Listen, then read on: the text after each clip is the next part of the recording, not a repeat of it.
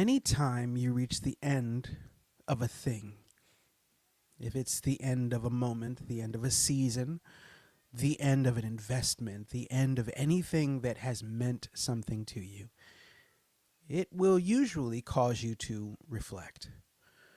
And certainly when you reach the end of a year, another set of weeks and months that have been strung together where you have invested yourself into different areas of life, it causes time for contemplation, reflection, or at least it should.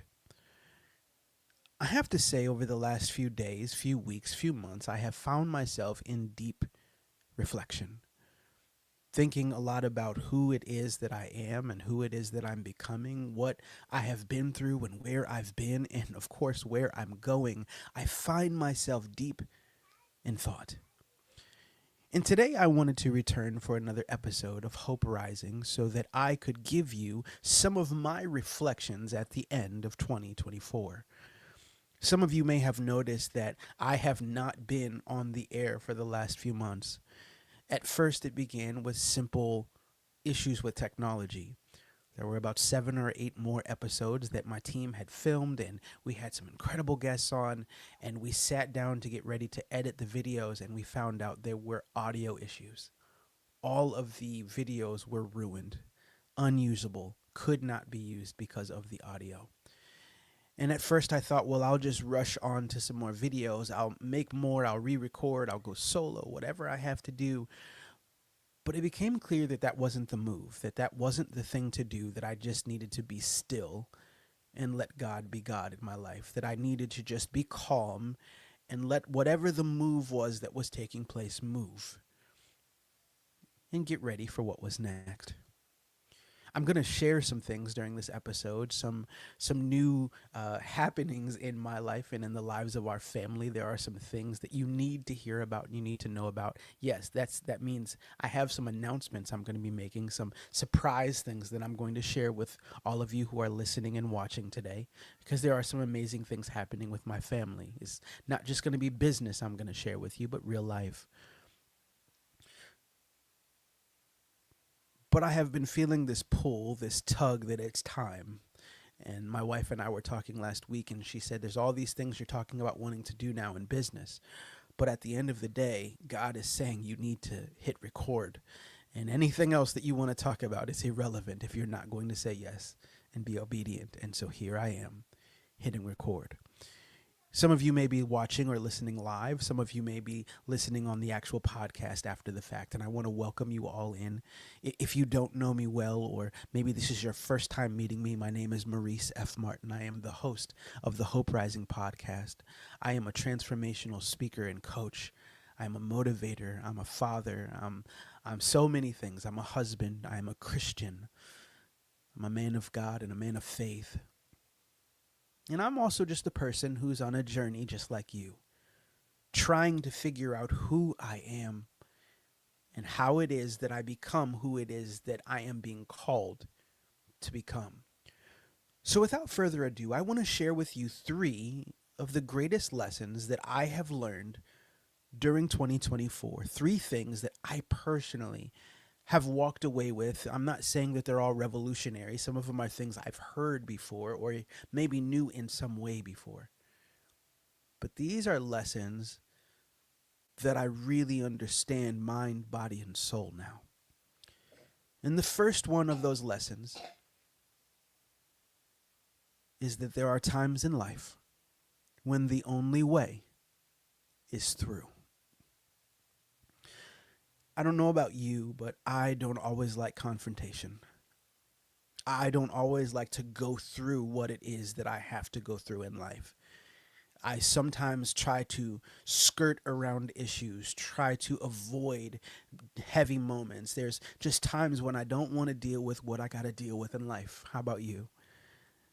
And yet, I realized this year that there are just some situations where the only way is through. Sometimes it's through the fire. Sometimes it's through the criticism. Sometimes it's through the rejection, through the questions, through the pondering and the self-reflection. Through all of it, you have to just keep going through. And one of the greatest things that I learned this year is that there are times for me when I just don't want to fight, when I would just rather have what I want to believe is peace. And the weird thing that happens sometimes with us, maybe it happens to you. I know for certain it happens to many of the clients that I sit down with, and I know that it happens in my own life, is that sometimes we look at the avoidance of dealing with problems and pretend that that is peace. We allow ourselves to believe that if I just don't deal with it and I don't talk about it and I don't mess with it, then I can have peace. And the problem is that anytime that you don't go through what it is that is facing you, what it is that's following you, whatever it is that is standing in your midst, it antagonizes you. It never really goes away. It never really gets quiet. It never really gets silent. It just lingers. And this year, unlike any other, I have had to finally face going through some hard things. Some of those things have been private things, sitting in therapy sessions, talking about stories and working through issues that I've never fully worked through before. Some of it has been with my family, with my kids, with my wife, conversations that I have wanted to not have, but have had to stand in. Some of it has been between me and God, realizing, God, there's some things I'm running from and I can no longer run, and I guess you're going to make me go through them. And so my encouragement today for anyone who's listening is that if you have tried to go over it and under it and around it, you may be being called to go through it. There are just times in life when you don't have a choice but to go through.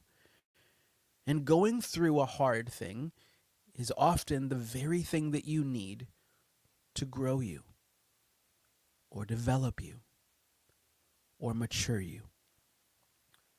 Which brings me to the second greatest lesson that I have had this year. And that is, obstacles are often your greatest opportunities in disguise.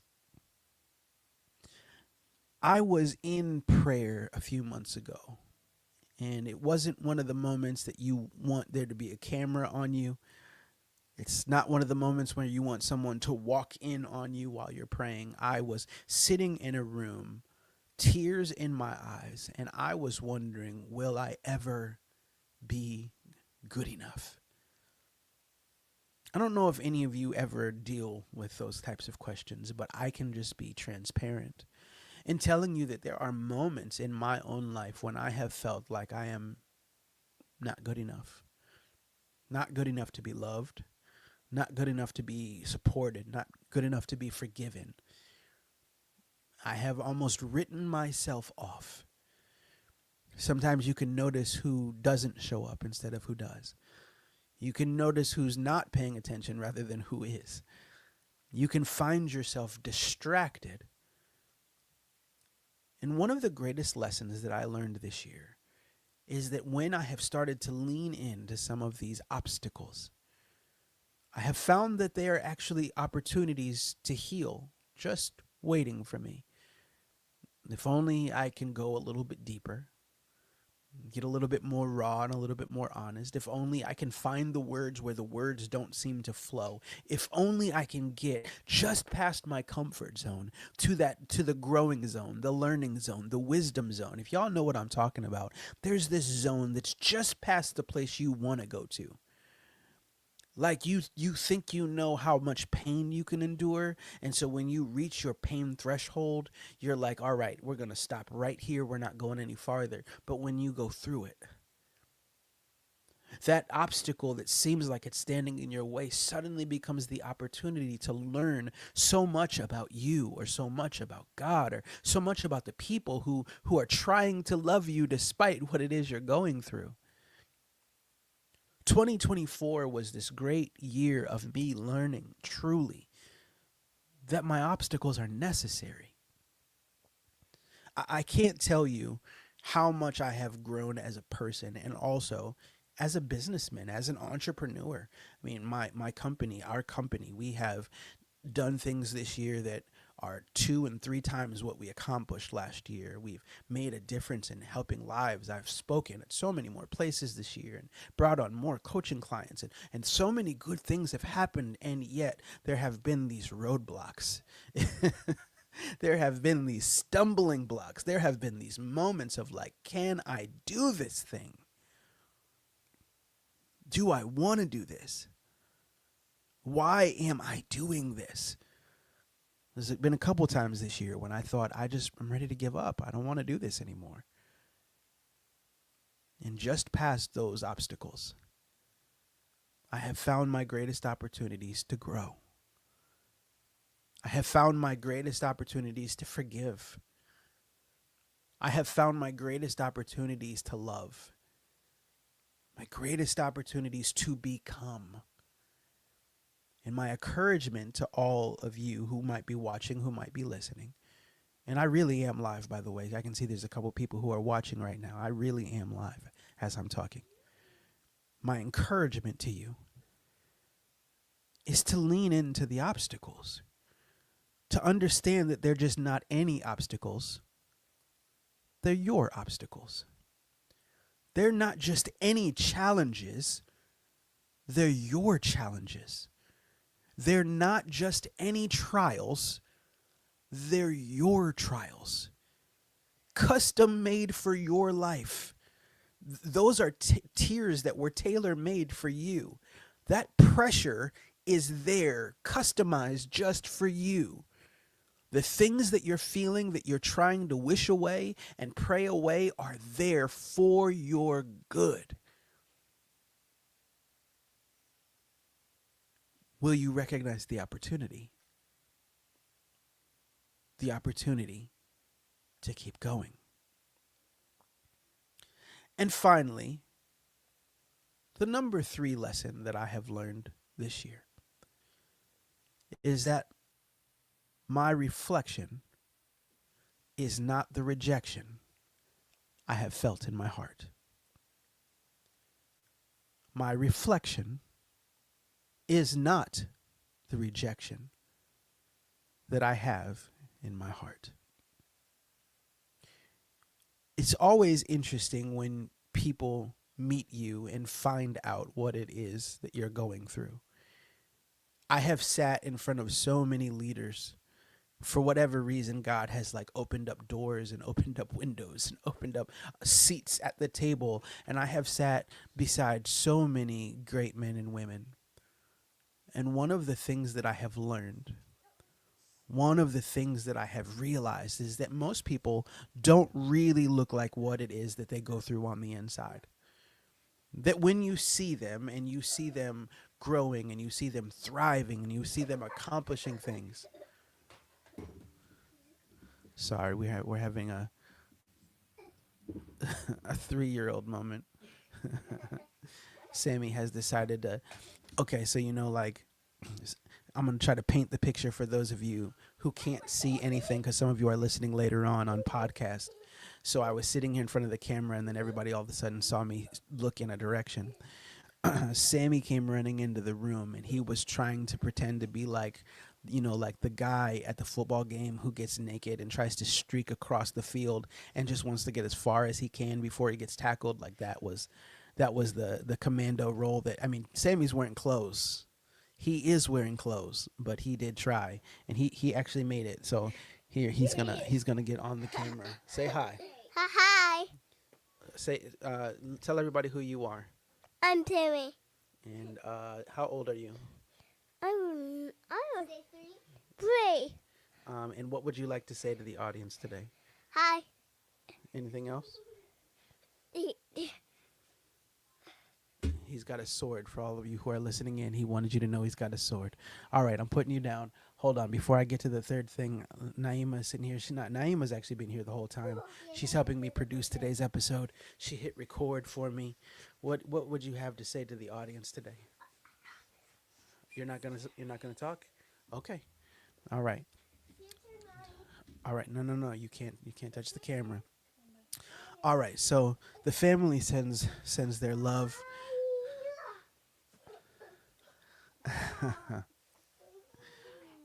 If you are watching it, you got a chance to see the reactions. If you're just listening, I'm not editing this out. I'm not removing it. That's okay. I've just learned this is one of the things I'll have to get used to this season. Because, did I mention I was going to be making a couple announcements this episode? Can I say this one? Oh, you want to say this part? Okay, my daughter is gonna she's going to wait until I tell her to speak, so I can set it up. So we have an announcement that we're going to try to make to everybody. Um, I wanted to make sure that today when I got on that I caught you up on some things, that I helped you understand some things. But I also wanted to make sure that we let you know about some important things going on in our family. So go ahead. My mom is having a baby. Oh, snap. And what kind of baby is mom having? My mom is having a baby boy. Oh, snaps to zisms. And what are we going to name him? I don't know. What would you like for us to name him? I don't know. I don't know, Martin. Yes. Okay. I think we're going to name him I don't know. So if you guys have any votes, if you guys have any thoughts on what we should name our son, if you are listening in right now, you heard it here first. It hasn't been posted anywhere online. So if you're watching, if you're listening, you're the first to know outside of our close family that we are having a son. We don't know what we're naming him. So right now, you guys can get your dibs in. You know what I mean? If you want to hit those comments up, you should name him so and so. You go for it. You go for it. And so one of the things that I'm realizing is, let me get back to my point. What I started off saying is that rejection is not my reflection. Often when you see people who are successful, you look at them and you see their gifts. You see them in the midst of all of their confidence, all of their courage, all of what it is that is the greatest assets that they bring to the table. But get close to any leader outside of those spaces and you'll see the rest of the story. And for me, one of the greatest stories that I've clung to in silence within my identity is rejection. Just some transparent truth. Rejection is something that I cling to, that I hold on to as one of the strongest parts of my identity. And 2024 has had to be a year when I am still learning that when people see me, they don't see my rejection. That when I look at myself, I need to learn how to not see my rejection, because my rejection is not really the thing that's staring back at me. I'm standing where I am today because of what I've overcome, because of the people who have loved me and prayed for me. I am who I am today because of everything that has evolved in me and grown in me, and the grace of God and the love of God and the mercy of God. There's so many things that I represent that have nothing to do with rejection. And sometimes I look at myself in the mirror and I see a person who's not worth sticking beside. Sometimes I look at myself in the mirror and I see a person who's not worth standing by. That's the truth. That's what I see. But is that really what's staring back at me? Is that really what it is that can be seen in my eyes? Is that really what I represent as a person? Is that what you represent as a person? See, we all have something. And one of the things that God told me 2 or 3 years ago, and I've had to really stick to this, is that I would have to be a voice of vulnerability. Let's just be very clear. Not something I'd like to be. Not something I wanted to be. Not something I was craving being. I would rather just always sound good, look good, seem good. But one of the things that I realized, Naima, I need you to go get Daddy's computer charger from the other room. Uh-huh. One of the things that I have had to personally realize is that when God lets you know part of what it is you're being called to do, you have to show up.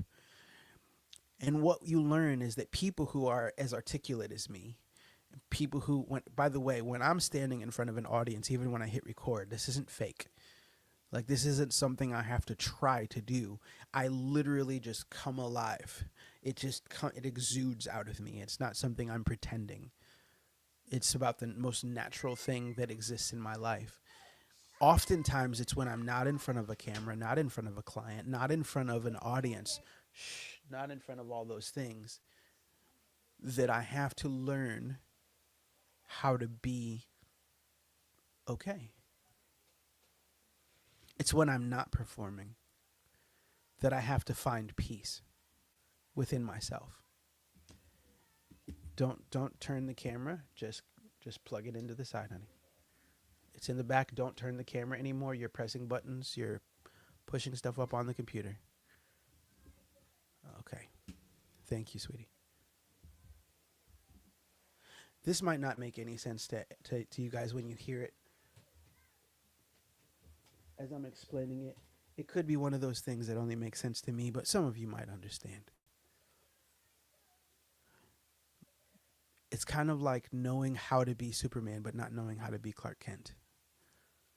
I struggle with everyday conversations. I get incredibly anxious if you call me on my phone and actually expect me to talk to you.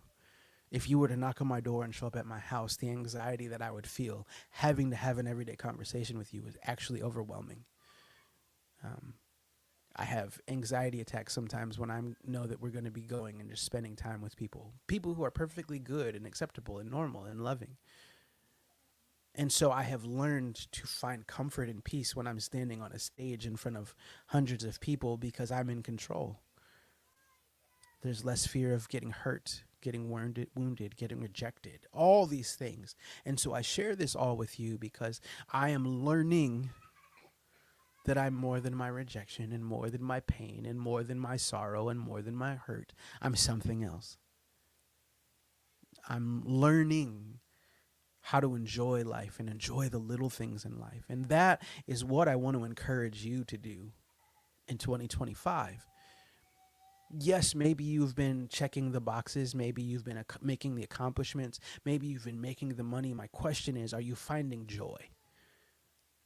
Are you finding happiness? Tomorrow I'm going to come live and I'm just going to talk to you guys about something that I learned this week when it comes to happiness.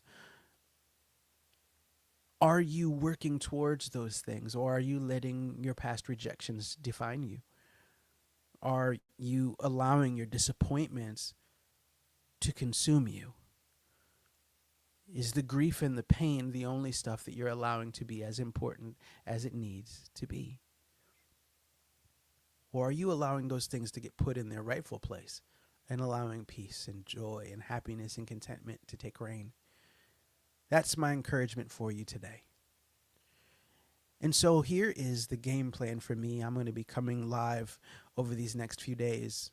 I'm not going to make any promises what days and what times and all that. I'm just coming. And I have a couple topics I'm going to talk to you guys about. And I'm excited just to share with you. But if you're just getting here, one of the announcements that I wanted to make with you all is that we are pregnant. Ashley is pregnant. We're having a son in April. And so we haven't publicly talked about it yet. And it's something that we wanted to share with people. And so some of this time where I've been not as much in the public eye, other than maybe if you see me when I'm posting after I'm speaking, I've been very quiet on social media. It's because I've been with my family. Ash has had a pretty tough pregnancy, actually. And so for the first trimester, I was literally just like home with the family and just making do with the business, but just the focus on the family while Ash was resting. And so if you would, keep her in your prayers, keep us in your prayers. We're very excited to be bringing a baby boy into the world.